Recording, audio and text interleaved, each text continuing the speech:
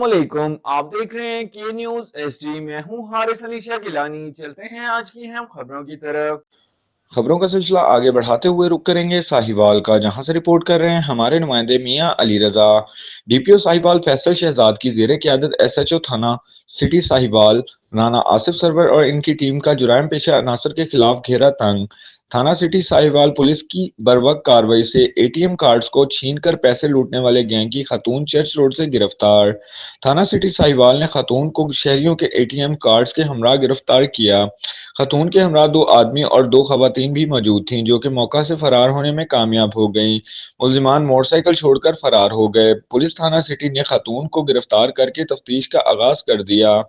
खातून के वारसीन ने मौकफ इख्तियार किया है कि गिरफ्तार होने वाली खातून का गैंग से कोई ताल्लुक न है। मुद्दा अलैन का दरख्वास्त पर खातून को गिरफ्तार किया। एसएचओ थाना सिटी साहिवाल राना आसिफ सरवर का कहना है, मेरिट पर खातून की तफ्तीश करते हुए असल मुल्जिमान के खिलाफ मुकदमा दर्ज किया जाएगा।